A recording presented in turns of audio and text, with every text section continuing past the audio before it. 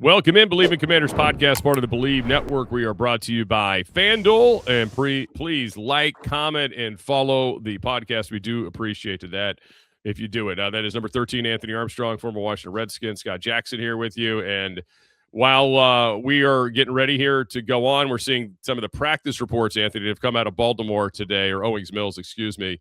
And most of them are pretty bleak for your Washington Commanders. But I will put out the disclaimer, Anthony, it's just a practice, but certainly maybe some things will be learned from what happened today. Good to see you, Scott. And we are recording this as they are practicing. And right before we came on, reading tweets, and I was like, "Ooh, bleak is definitely a good word to describe it." It was like some were tough, but then David Harrison, he had some video of Antonio Williams making some really nice catches and some plays over there in some one-on-ones as well. So there's going to be some give and take, but I feel like the Commanders, the faithful, they're very reactive one way or the other, right? Sure. Like you see a touchdown, it's just like Super Bowl, we're gonna win, we're gonna blow everybody out. And then if you have a couple of bad tweets that come by, then it's like, oh man, here we go. But I do know there's always somewhere in the middle that things are going to fall and shake out, Scott. So they definitely have some work to do and some things to clean up and some positions to address before week 1 against Philly. But we'll talk about that right now. Well, of course, just the other day, they made some cuts. The biggest name, obviously, Will Harris is out of the safety mix, as we had kind of speculated he might be the odd man out. So that took place. Also was kind of an interesting sign when you saw, Stefon Diggs wearing his jersey number, that maybe that his he wasn't going to be with the group very much longer as well. That's always kind of a tell. They bring in DJ Humphries, offensive tackle, played a lot of left tackles. Hadn't really played on the regular, though, for a couple seasons, but he does add to the depth. But still, the big elephant in the room is, what are they going to do at center? I know they said Matt Goldman took some reps, some good, maybe some not so good today against the Ravens as center with the ones. Obviously, still Julian Good-Jones is there. That's going to be fascinating to me because I think ultimately there's a player, and he's probably not on this roster right now, that's going to help solve that problem, whether it's via the waiver wire or maybe a trade prior to cutdown day being complete. Yeah, or you could even maybe have to reshuffle the deck a little bit. Brandon Coleman, he seems to be a smart guy that they've moved around a lot, and that's just a lot to put on somebody. You know what I mean? Yeah, it's like, hey, all right, hey, that's a huge amount. You were in a position battle here. Now you're the starting left tackle. Okay, now you're going to go inside the center. That's a lot of moving around, but you got to make it happen. We got to make it happen. But yeah, waiver wire is something to pay attention to. But it's like, I feel like teams don't really, they don't always have that much depth where it's just you're gonna get a great starting center off of there. So ultimately, this is you still got to get into the season, right? Going back to the practice reports, those could be specific like drills where it's a pressure period. You know what I'm saying? Like it could just be a pressure period, and they won that rep. And that's how it's going to be. But when you get into the game and there's 70 plays that you've called, they're not going to be pressures every single time. Yes, they're going to get a lot of heat to test the offensive line. They're going to test and see if Jayden can handle it, if they're going to be ready for that type of game plan. But you still have the ability to mix up play calls. You still have the opportunity to do things to keep defenses off balance. Because I tell you what, you catch a screen into the right blitz, that'll get them out of that daggum blitz. Well, if you beat the blitz, you're good. And then you don't have to deal with it that much, regardless of what the offensive line looks like. So scary right now, yes, but I think that it'll be okay. They'll find some sort of way forward before the season gets rolling. Well, we should also probably make it clear that, it wasn't like they had their full group here today either, right? This team's been dealing with a lot of injuries, clearly. That was no different today. There's a big number of missing starters. Owe, being the biggest one of them right now, Jason as well. I mean, these are the two best pass rushers. They weren't part of the defense today. So you do have to keep that in mind. And that changes a few things for them, I would say, as far as what they're able to do defensively in terms of pressure, what have you. But yeah, I mean, I get it. If people are going to be a little bit uneasy, you understand it. You're coming down the home stretch of camp here. You don't have much more time. But, Croskey-Merritt's out. McNichols is still out. Ben Sinnott was out. Allegretti, obviously, the big one. And Sam Cosmi, by the way, talking about protection issues. So no Sam Cosmi either. I mean, you're talking then you're without your left tackle, without your center, without your right guard. that's a lot to be without at that point. Again, Oweh, Chason, McGee, and Amos, all not part of this. And obviously, guys like Deron Payne have been out for a while, and Johnny Newton, who's out indefinitely, and of course, Larry Tunsil. Yeah. So that's a lot of folks that are sidelined there.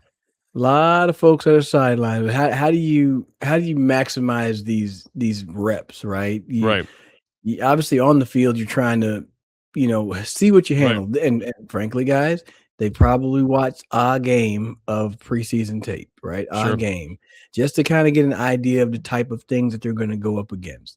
Have they had a lot of full speed work at it? Absolutely not. And then now you're going against another team, so it does get to test you a little bit. So your game plan is not going to be there. Hopefully, day 2, you see some better, a better performance, right? Because you think about day 1 when Miami came to Washington, it was all Washington, and everybody's like, oh well, it was Miami, and they're going to be the 33rd worst team in the NFL. Yeah.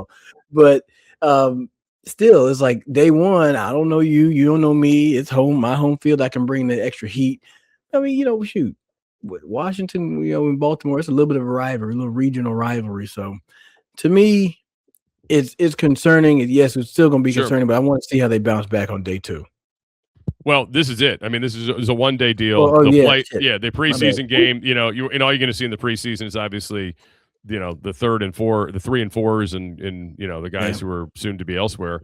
You're not going to get that. Like when you were in this world, there were other days, right? Like there was the buildup of you got a couple of them. Heck, even back when this team was in Richmond, you may remember with the Texans.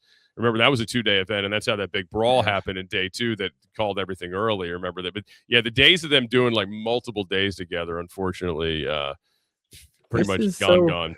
It's so interesting. Like, what do you think about the injuries league wide? Because there's just so much happening. San Francisco's got a little bit of everything. I know. And their most recent addition is just completely off the wall. We got to see how the league handles that.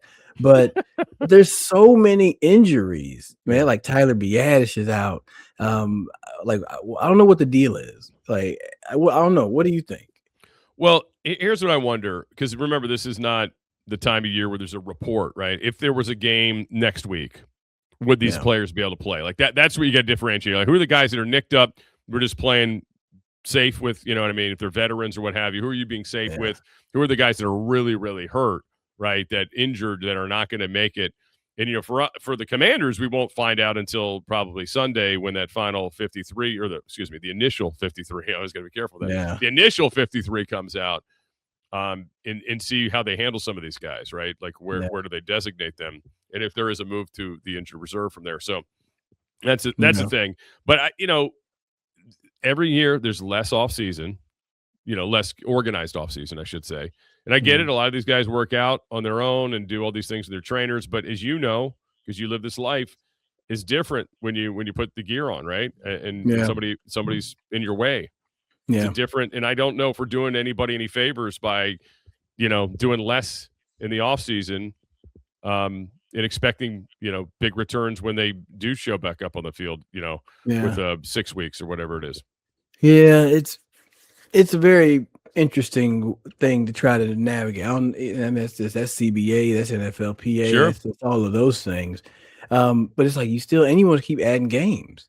Right, it's like right now, like we ended last season. How could you add games, right? Yeah, how could you add games now? You could even consider adding one, and then they want to take away a preseason game in order to add another game. I don't know, man. I don't know. I don't see it working. It's going to take a lot of tweaking. It's going to take a lot of maneuvering. That's going to be just one long, super, super long season to make that thing happen. But I don't know, man. I don't know. We'll figure it out. Think about last year, right? When you got to the end of the season, like the Eagles had everything wrapped up, right? They're playing all reserves against the Commanders, right, in that Week 18 game. And there was some of that. There were other teams that were doing the same thing around the league. So, like, it's almost like you've pushed preseason back to like Week 18 now for some of these teams, that have taken care of business. They don't have to show up on Week 18, and that's the worst thing because those fans are paying like it's a game that means something, right? They're paying a full freight for all that. So that's the unfortunate part. And again, if you just keep extending the season, I think you probably get more of those, frankly, than more like they're hoping is like every game is going to matter at the end of the year. And there's some years you're going to have more games that matter late than other years, but you're also going to have some weeks that look like preseason, frankly. And that's what we got some of that last year, and it was not fun to watch. I would be interested because I think about like NBA. Sometimes you pull up and they're like, "Oh, this player Yep. didn't play the second night of a back-to-back." Yeah, right. Like you're gonna get to that point where people will be like, "Oh, well, if the game is on a Thursday and we played on Sure. Monday, then these players don't play because of And then and it's only week 5, so we don't need to worry about it." Like you're gonna be playing that type of game, and that's not how I grew up playing football. It was like, hey, if you got a chance, man, you're out there.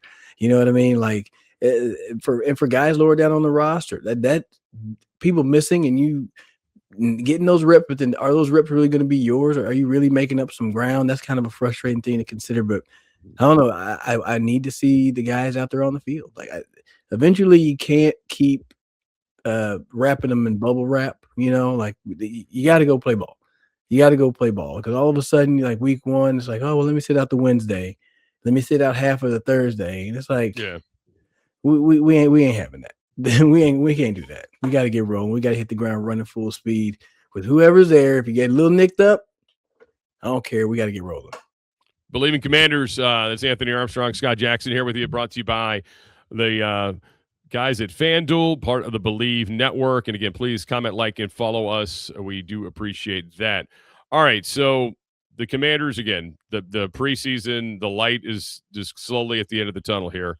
It doesn't sound like it was really pretty today against the Baltimore Ravens. All that being said, they're going to cut down on Sunday, and then boom, it's go time. Getting ready for the Eagles. You got a couple weeks before that opener in Philadelphia. First and foremost for you, is it a thing? Is it a unit? Is it a position that concerns you the most that this group needs to get straight before they can take the field and expect a shot against Philadelphia? I mean, I think it's definitely offensive line, but for the Yeah. sake of parity and changing things up, I'll say cornerback.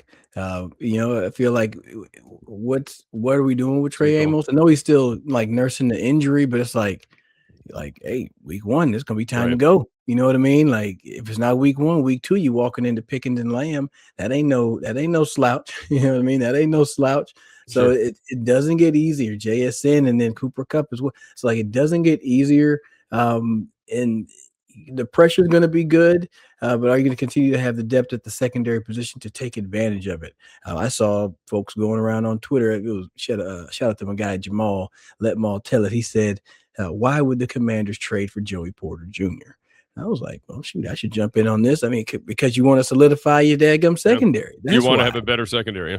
Yeah, and that right there could help that offense in a reverse type of way. So I'm going to take the secondary. Cornerbacks, I like obviously, that. offensive line needs to get cleaned up, but I'm going to go with the secondary because we can reverse engineer a way to have success. Give ourselves another chance if we can take the Right. ball away.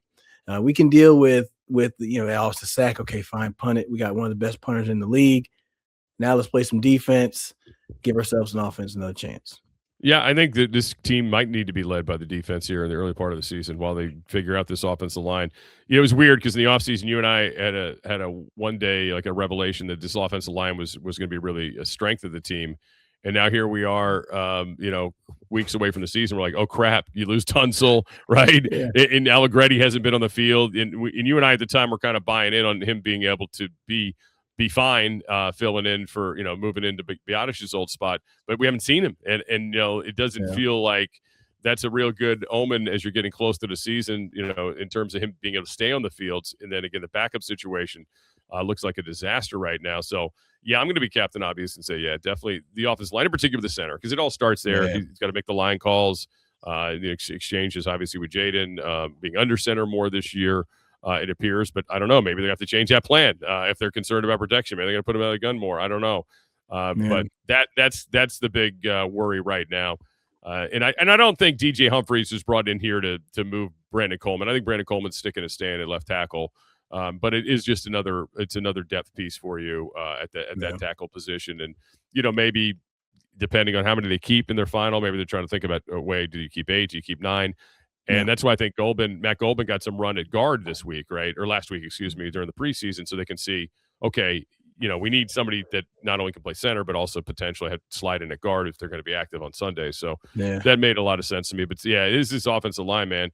And there's certainly, like you said, there's things they can do scheme-wise, protection-wise, But at some point, they're going to be able to have to move some earth, like they have to move some people, move some bodies, and hopefully they can find a rhythm and some health here real soon. Yeah, 100% with you on that. I think with the center position, Scott, they need to just make the call and then roll with it, right? And give that person as many reps as possible. If you try to keep going with we're going to evaluate, and it's like I don't want it to be like 90 minutes before the kickoff that you find out who the guy is. Look, Philly's going to still be Philly. It's going to still be Philly. Period. Right. Like if it's Goldman, Goods, Jones, Jalen Carter is going to be licking his chops. Okay, Jalen Carter and Jordan Davis, man. Jordan Davis, dogs are going to be hunting. Them dogs be hunting. Be up there ready to go. So it's like just make the decision, and then let that person get as many reps as possible. Get all the offensive line in there. Grab a couple pizzas and some Gatorade and watch tape. Talk through everything. Get the quarterbacks in there. Get the running backs in there. Hey, what are we doing if we ID this person as the mic? Well, then we're going to go boom, boom, boom, boom, boom.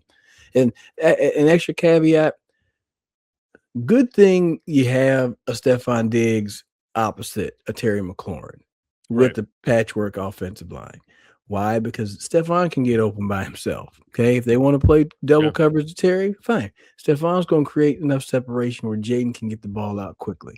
And Antonio's been doing a good job in the slot. So we got to patchwork it and figure out how we're going to be successful. May change the play calling a little bit, but you've got some of the right weapons on the outside that are going to help make up for some of the deficiencies on the line. Believe Me Commanders podcast, part of the Believe Network. We are brought to you by FanDuel. Please like, comment, and follow us. We do appreciate that. I like the pass catchers. It's funny.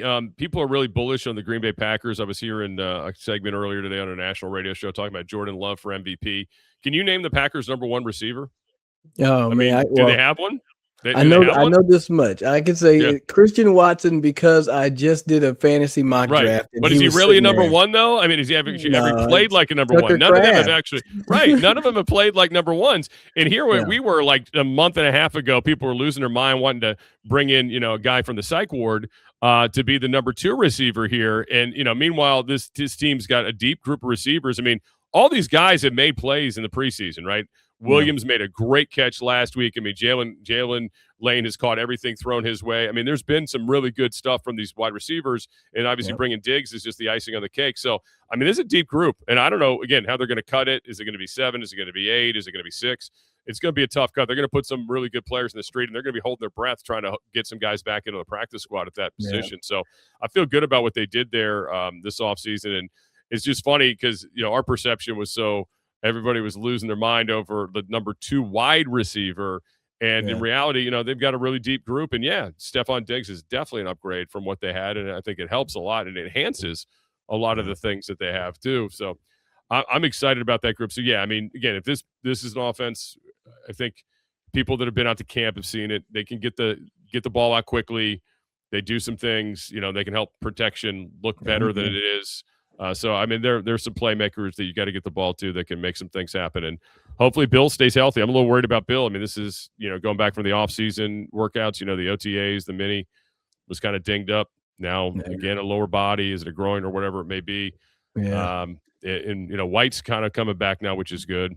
Katron Allen may have a big role early in the season, by the way. Man, availability, man. Like with Katron, it's the change of pace, right? Everybody says thunder and lightning, but like that really does.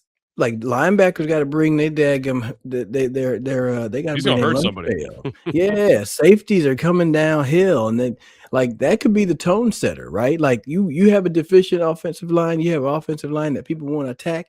The best thing to do is to run the rock. You don't want to sit back and say, "Hey, let's drop back." Oh gosh, who was telling the story? It was somewhere.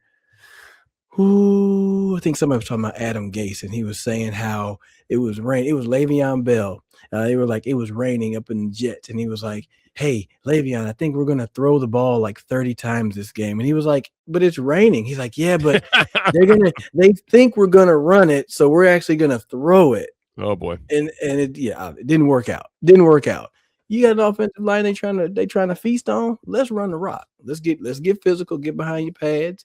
And then that'll make that defense really make a decision. And then when you have Bill, when you do have Rachaad White, they can hit the gap 88 out the gate.